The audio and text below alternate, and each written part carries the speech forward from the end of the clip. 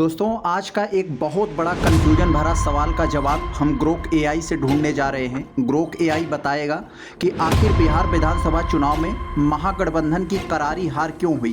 करारी लहर होने के बावजूद भी महागठबंधन की करारी हार क्यों हुई। आखिर तेजस्वी यादव की नौकरी युवाओं को, लोगों को क्यों पसंद नहीं आई और मोदी जी की 10,000 वाली रेवड़ी क्यों पसंद आ गई। इसका जवाब ग्रोक एआई बहुत ही सरल, सटीक और प्रामाणिक तरीके से देगा।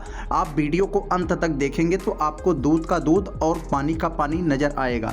तो चलिए हम लोग शुरू करते हैं। तो यहाँ पर पहले पॉइंट में बताया कि महिलाओं की भारी वोटिंग एनडीए की ओर शिफ्ट हुई। जरा देखते हैं कैसे।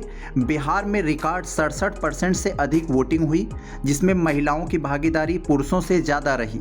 नीतीश कुमार की योजनाएं जैसे शराबबंदी, महिलाओं को आरक्षण, साइकिल योजना, पंचायती राज में 50% आरक्षण, बड़ा असर पड़ा। एग्जिट पोल में 65% महिलाएं एनडीए की ओर शिफ्ट होती देखी गई। अगला दोस्तों यहाँ पर जो मेन बात है, तेजस्वी यादव की रोजगार की वादों से महिलाएं उतना प्रभावित नहीं हुई जितना कि युवा प्रभावित हुए। दूसरे पॉइंट में बताया जा रहा है दोस्तों कि कांग्रेस का बेहद खराब प्रदर्शन महागठबंधन को कैसे डुबो दिया। जरा देखते हैं।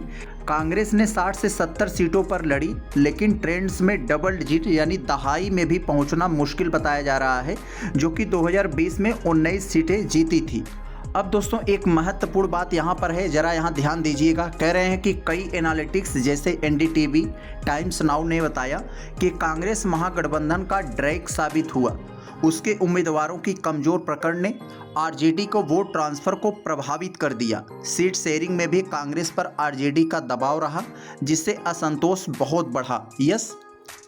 अब तीसरे पॉइंट्स में बताया जा रहा है दोस्तों, गठबंधन में आंतरिक कलह और सीट शेयरिंग में गड़बड़ी हुई, जिसके कारण ये खामियाजा भुगतना पड़ा। जैसे नामांकन के अंतिम दिनों में 10 से 12 सीटों पर आरजेडी कांग्रेस, आरजेडी वाम, आरजेडी कह सकते हैं कि जो बीवाईपी के उम्मीदवार हैं वो सब आमने सामने खड़े हो गए, जिसे फ्रेंडली फाइट कहा जाता है।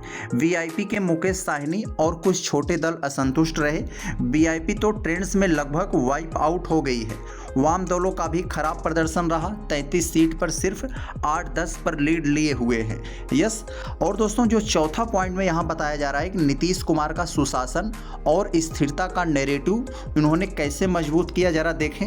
नीतीश कुमार को सुशासन बाबू के रूप में फिर से क्रेडिट मिला। विकास, कानून व्यवस्था, इंफ्रास्ट्रक्चर, सड़क, बिजली, एनडीए का वादा मजबूत रहा। दोस्तों जिसका सबसे ज़्यादा भरोसा था महागठबंधन को, जरा उसको देखते हैं। तेजस्वी के 10 लाख नौकरी जैसे बड़े बातें अविश्वसनीय लगे, क्योंकि पिछले 17 महीनों में महागठबंधन सरकार जो कि 2022-23 में वे पूरा नहीं हो पाए जितना होना चाहिए था।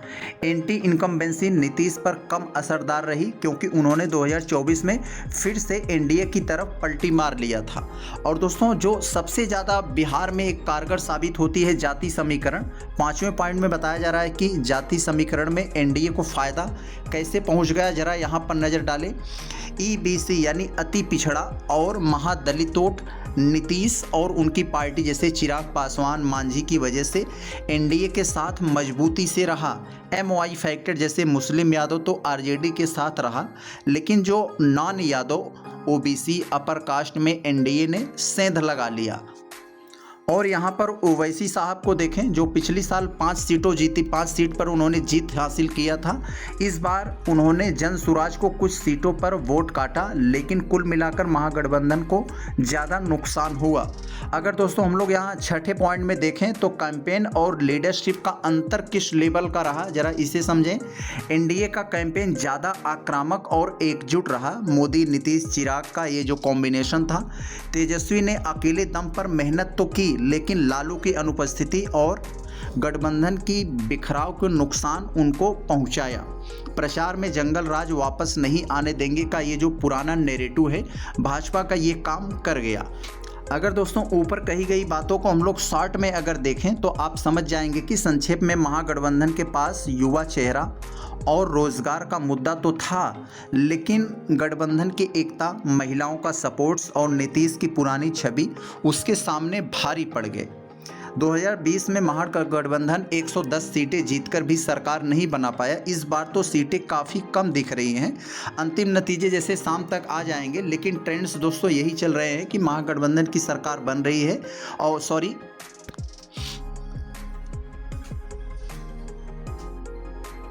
अंतिम नतीजे तो दोस्तों शाम तक आएंगे, लेकिन ये ट्रेंड के हिसाब से ये अनुमान लग गया, पूरा ये साफ साफ शीशे की तरह झलकने लगा कि एनडीए की सरकार बन रही, महागठबंधन की जो है इस समय करारी हार की करार पर है।